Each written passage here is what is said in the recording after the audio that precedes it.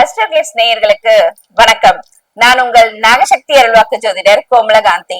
இன்னைக்கு நம்ம பார்க்க போற பதிவு பாத்தீங்கன்னா செவ்வாய் பயிற்சி பத்தி பார்க்க போறோம். செவ்வாய் பகவான் எப்பவுமே ஒரு ராசில இருந்து இன்னொரு ராசிக்கு போறதுக்கு 45 டேஸ் எடுத்துப்பாரு, அதாவது 45 நாள் எடுத்துப்பாரு.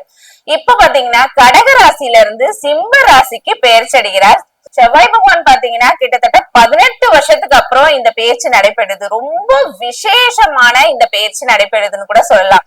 அதாவது அக்னி சர்ப்ப யோகம் ஏற்பட்டிருக்கு. அதாவது செவ்வாய் பகவான் பாத்தீங்கன்னா சூரியனுடைய வீட்டுக்கு பெயர்ச்சி அடைஞ்சிருக்காரு. ஏன்னா அது உங்களுக்கே தெரிஞ்சிருக்கும், சிம்மராசின்னும் போது சூரிய பகவானுடைய வீடு. அங்க செவ்வாய் பகவான் பெயர்ச்சி அடைஞ்சதுனால ஆல்ரெடி அங்க யார் இருக்கா, நம்ம கேது பகவான் இருக்காரு. சோ செவ்வாயும் கேதுவும் இணையது பாத்தீங்கன்னா அக்னி சர்ப்ப யோகத்தை ஏற்படுத்தி கொடுக்குது.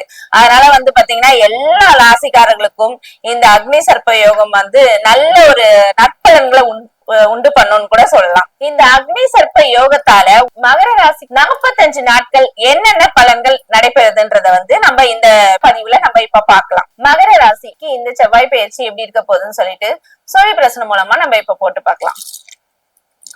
ஓம் நாகத்வஜாய வித்மகே நாகரூபாய தீமகி தன்னோ நாகதேவி பிரசோதயாத்.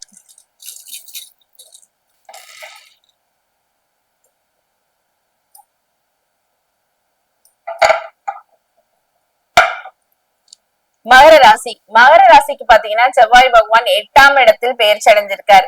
8ஆம் இடத்தில் பெயர்ச்சி அடைஞ்சதுனால வண்டி வாகனத்தில் செல்லும் போது கண்டிப்பா மகர ராசிக்காரர்கள் வண்டி வாகனத்தில் செல்லும் போது கவனத்துடன் செல்வது நல்லது. ஏன்னா தேவையில்லாத விபத்துகள் ஏற்படுத்தக்கூடிய ஒரு சூழ்நிலை அதிகமா இருக்கும்.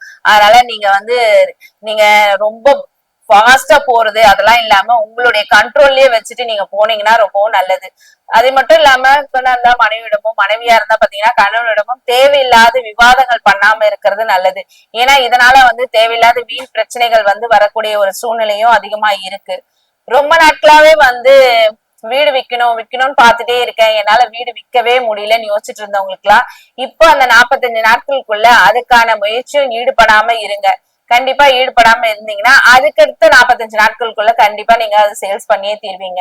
அது மட்டும் இல்லாம புதுசா ஏதாவது தொழில் தொடங்கலாம் அப்படின்னு நினைச்சாலும் இந்த 45 டேஸ்ல எந்த ஒரு புது முயற்சியும் புது தொழிலும் இல்ல ஏதாவது வெளியூர் பயணம் அந்த மாதிரியும் பாத்தீங்கன்னா இந்த 45 நாட்கள்ல பண்ணாம இருக்கிறது நல்லது.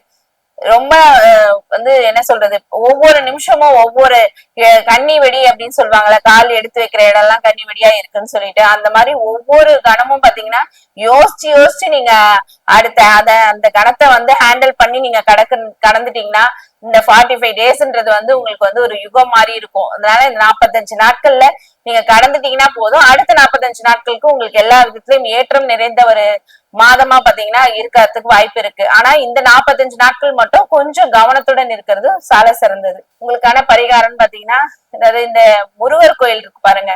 ஏன்னா அங்காரகன் செவ்வாய்னாவே உங்களுக்கே தெரிஞ்சிருக்கும் அங்காரகன். அதனால முருகர் கோயிலுக்கு போயிட்டு அங்க அன்னதானம் பண்ணுங்க. உங்களால முடிஞ்சது என்ன அன்னதானம் ஒன்னாலும் நீங்க பண்ணலாம். அன்னதானம் பண்ணிட்டு வாங்க. அதே மாதிரி மலை மேல இருக்கிற கோயில்களுக்கு பாத்தீங்கன்னா நடப்பயணம் போயிட்டு வாங்க.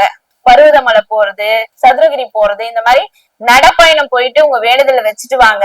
கண்டிப்பா இப்போ வரக்கூடிய இந்த பிரச்சனைகள்ல இருந்து உங்களுக்கு தெளிவு